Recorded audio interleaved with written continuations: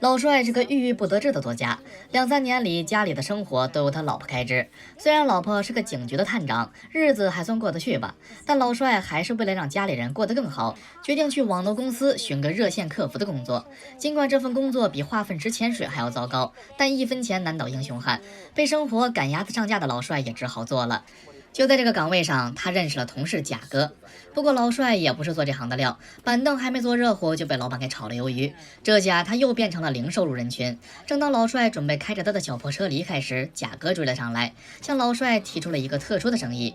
原来贾哥也是被生活所迫的男人，他与前妻早早的就离了婚，而现在他和前妻的女儿眼睛出了毛病，急需眼角膜移植，但手术的费用对于贾哥来说无疑是个天文数字。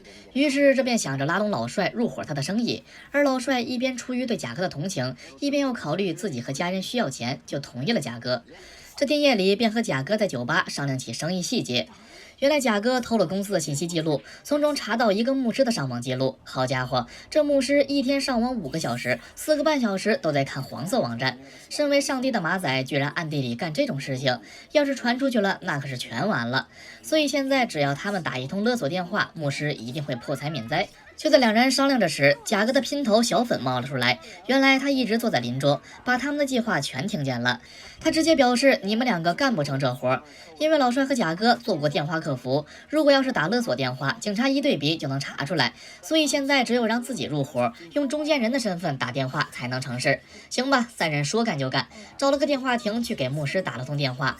狮子大开口，小粉一要便是20万美金，而牧师也是个爽快人，一口就答应了下来。见事情已定，3人便商量起之后的计划。贾哥去牧师家里取钱，而老帅则去酒吧，装作自己和贾哥坐的车没油了，自己为了等贾哥加好油，便来喝一杯。这样酒吧的众多人证都会认为贾哥真的去加油了。而加油站今晚只有个老瞎子值班，根本没法出庭作证，简直就是天衣无缝的不在场证据。紧接着便是取到钱之后，明天中午便一起分钱，各自跑路。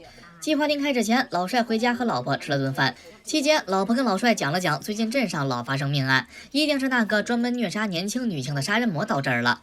而上头为了抓捕这杀人魔，也派出了绰号大眼的 FBI 王牌侦探。不过老帅此刻心情复杂，也没怎么在意。饭后，老帅以自己要去公司应酬为由出了门，来到计划中约好的酒馆里，跟酒吧里的人说贾哥去老瞎子那儿加油去了。可这时坐在老帅身边的人转头过来说，我这儿正过着80大寿呢，加油站今晚没开门。一看老瞎子就坐在这儿，老帅顿时慌了神儿。这些计划出错了，他连忙跑向牧师的家，准备把贾哥喊回来。而这时贾哥刚刚摸进了牧师的家门，钱没见着，反而被藏身于黑暗中的牧师拿枪指着了。只听见一声枪响后，一切寂静。等到老帅赶到牧师家里时，似乎已经晚了。贾哥不知去向，而牧师正躺在一片血泊之中。意识到贾哥杀了人的老帅这下慌了神儿，立马便想到隐藏尸体，把牧师的尸体给扔进了化粪池中。可没想到老帅正准备回去清理现场时，贾哥从楼上的厕所出来了，见老帅也来了，立马问他牧师醒了没有。这一问给老帅问懵了，啥？原来牧师开的那一枪只伤到了贾哥的腿，而贾哥为了自保就拿起了罐子把牧师砸晕了过去，正准备在厕所里清洗完伤口就出来处理，可哪成想老帅直接给人家扔化粪池里了。没办法了，现在只好将错就错，把屋子里清理干净。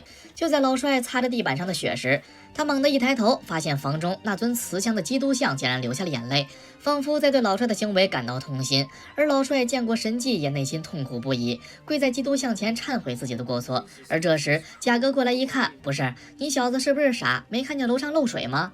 眼见屋子清理得干干净净，哥俩发现了牧师家里还存着一大箱碟片，好奇之下选了一张放放看，没想到竟然是猎奇的虐杀视频。这下老帅立马便想要自首。就在贾哥再三劝说他别报警时，警察刚好到了。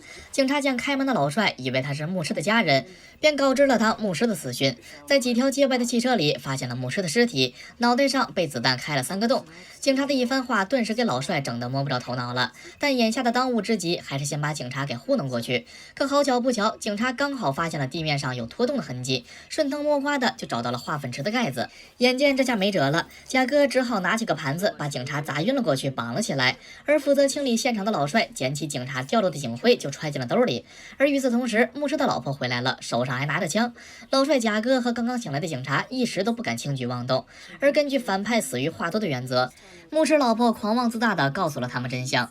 原来她早就受不了老公的变态行径，于是和老相好制定好计划，自己去枪杀老公。而老相好溜进房子里，偷走牧师拍摄猎奇视频赚的200万黑钱，然后两人一起远走高飞。但此时牧师老婆却很不解，说好这会儿碰面，老相好去哪儿了呢？老帅和贾哥互相望了一眼，在化粪池里的。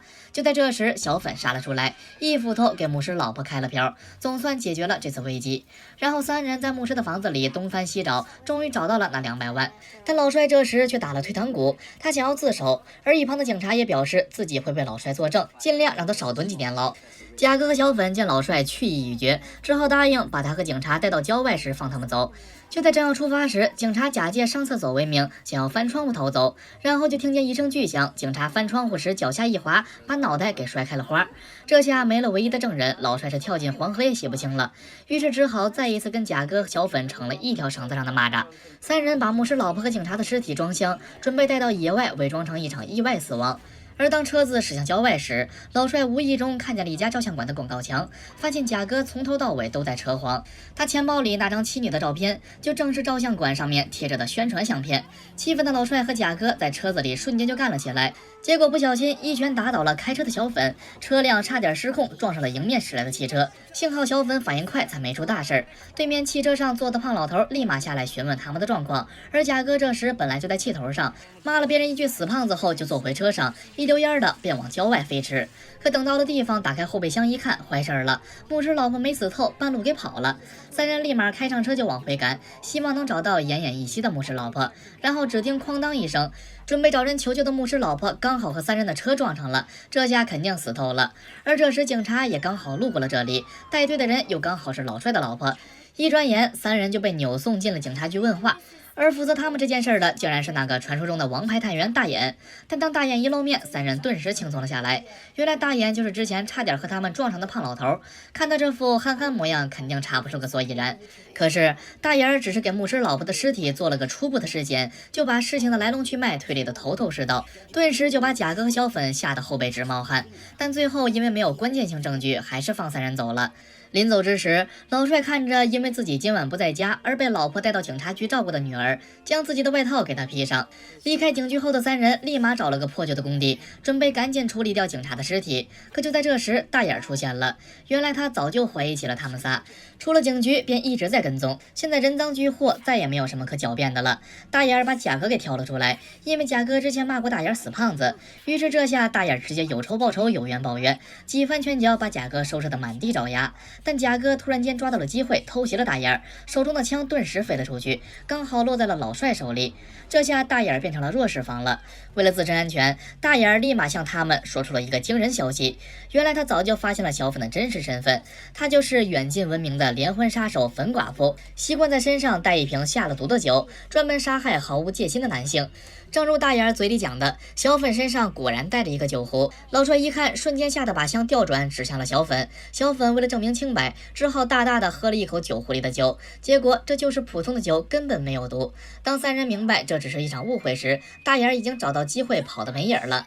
三人为了抹除认证，只好在工厂里找大眼，但贾哥运气不好，反被大眼逮住，几枪结果了他的性命。大眼抓起了装有200万的袋子，准备马上开车跑路，可他没想到小粉早就在这里守株待兔了，最后逼得大眼疯狂吃棒棒糖，死于糖尿病发作。看着大眼缓缓倒下，老帅心中充满了绝望，他又杀了一个人，现今已经与魔鬼无异了。此时小粉却川剧变脸，换了副表情，他一边用枪指着老帅，一边掏出了身上的另一个酒壶，里面装的正是致命的毒药。原来大眼说的没错，他正是粉寡妇，现在就要弄死老帅，自己独吞200万。在小粉的逼迫下，老帅喝了那壶毒酒。就在毒性发作，即将杀死老帅时，他提醒小粉去看看装钱的袋子。当小粉打开袋子一看，里面的钱早就在警察局时被老帅调包，里面装的全是女儿的毛绒玩具。在小粉歇斯底里的怒吼中，老帅也毒酒攻心，倒在地上死了。第二天黎明如约而至。那被许多人拼命争抢的200万，正在老帅女儿的卧室里被当作画纸涂来涂去。而走了空的小粉也准备去下一个地方行凶了。一个看上去就很老实的大爷见小粉孤零零的在搭顺风车，便好心载他一程。不过这辆皮卡似乎出了些小毛病，大爷下车便要去检查。独自在车里的小粉检查了一下自己的毒酒，而大爷也藏好了皮卡货箱里的女性尸体。两个杀人魔都认为自己找到了新的猎物，坐上车便开向了远方。这部片子每个关口都会有一系列巧合，以至于你根本无从猜测下1分钟的剧情，一波未平一波又起，各种意料不到。而且到了最后，代表观众视线的平凡好人男主角竟然挂掉，也算是导演与编剧给我们的一点小意外吧。